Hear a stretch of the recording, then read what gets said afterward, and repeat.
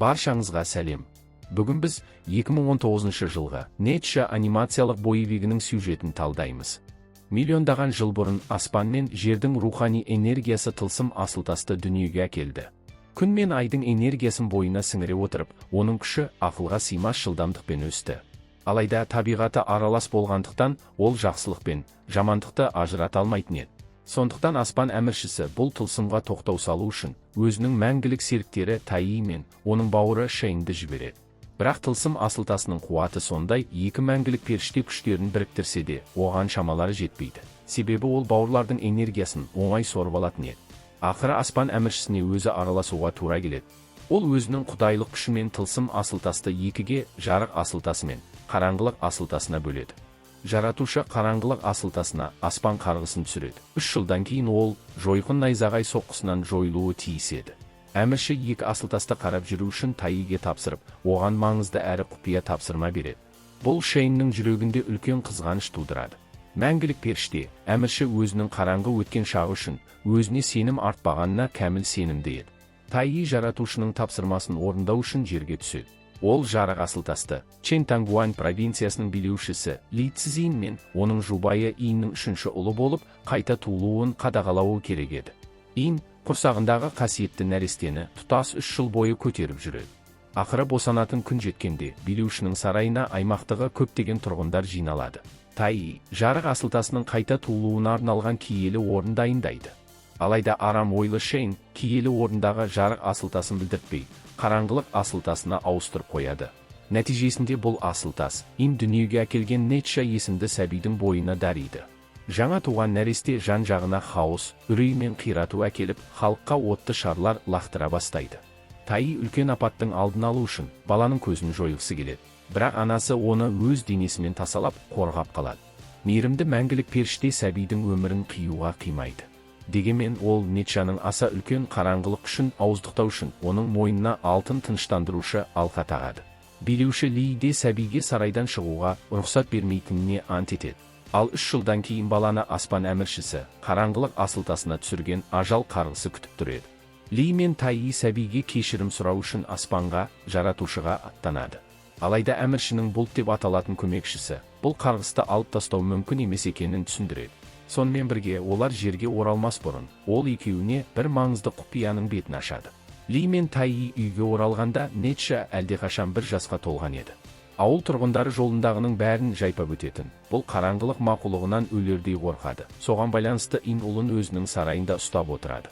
Қорғаныс дуасына қарамастан, тентек Нетша қарапайым адамдармен ойнау үшін үйден қашып шығуға тырыса береді.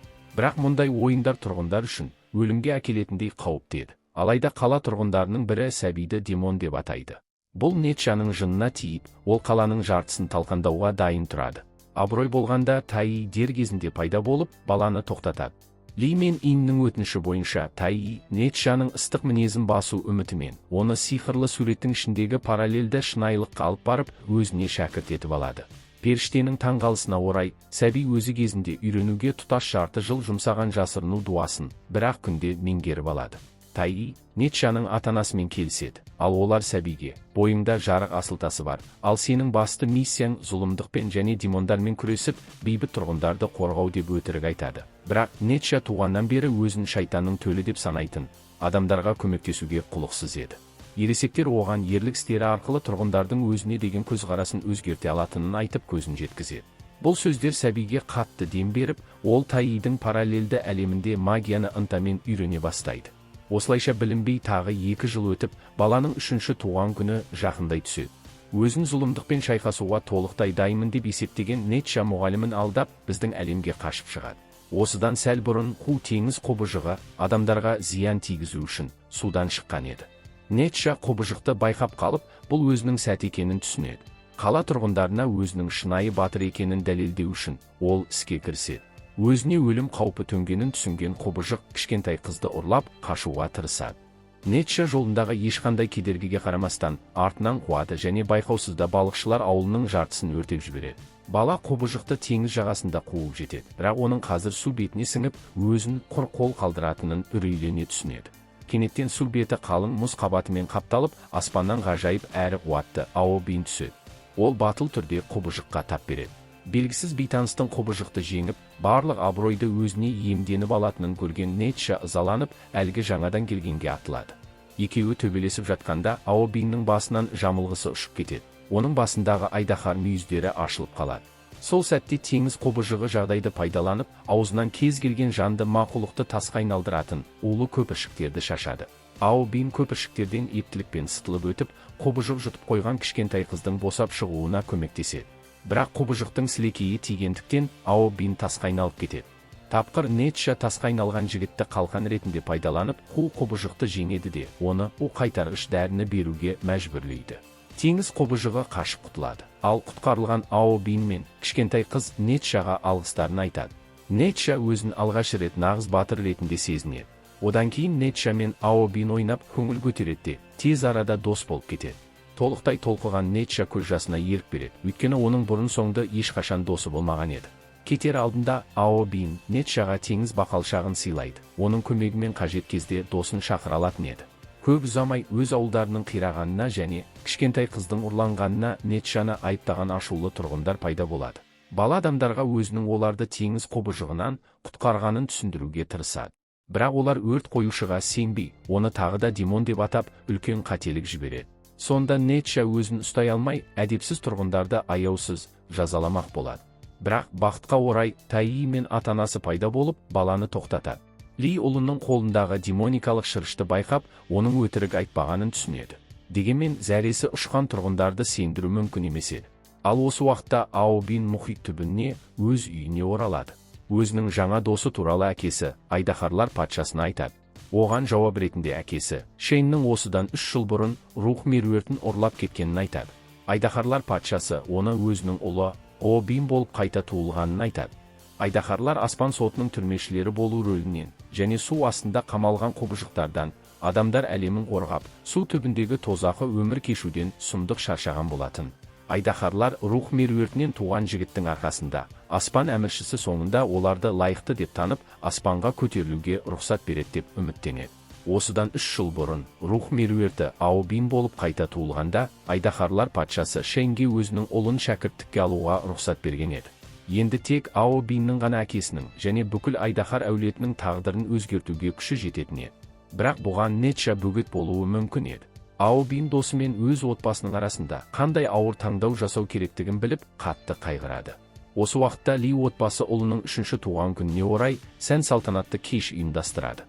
Кешке Ницшенің кезекті тентектігінен өлердей қорқатын бүкіл қала тұрғындарын шақырады. Алайда туған күн иесін адамдар мүлдем ойландырмайды. Ол тек бір ғана қонақ, өзінің досы Ао Бин туралы ойлайды. Ницше бақалшақтың көмегімен досын шақырады. Ал келген Ао Бин өте мұңлы көрінеді. Ницше, айдаһарлар патшасы өз ұлына туған күнінде Ницшені өлтіріп, адамдардың сеніміне кіруді бұйырғанын мүлдем сезбейді.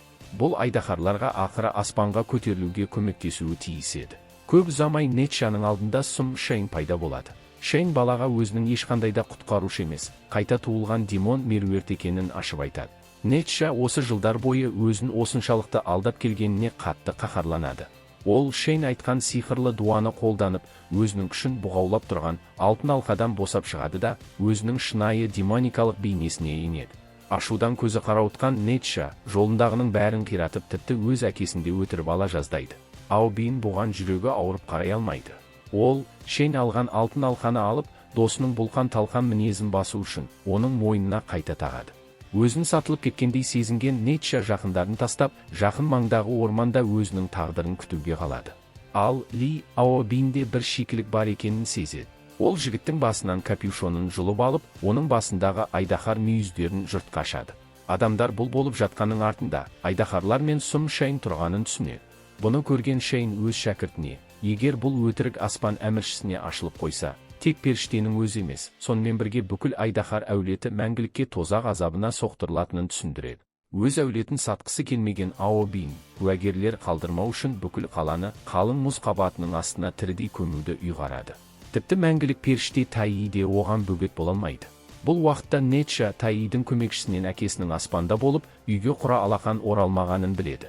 Ли, бұлтшадан өз өмірін ұлының өміріне айырбастауға мүмкіндік беретін ауыстыру дуасын үйренген еді. Әкесі сол кездің өзінде ұлының демоникалық мінезін жеңіп, нағыз батыр бола алатынына сенген. және оның жолында өлуге де дайын еді.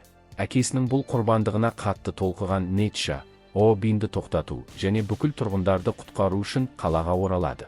Баланың алтын алқаны қайта шешуге мүмкіндігі болмайды. Сондықтан ол Шенге айналып, Аобинді айламен жеңуге тырысады.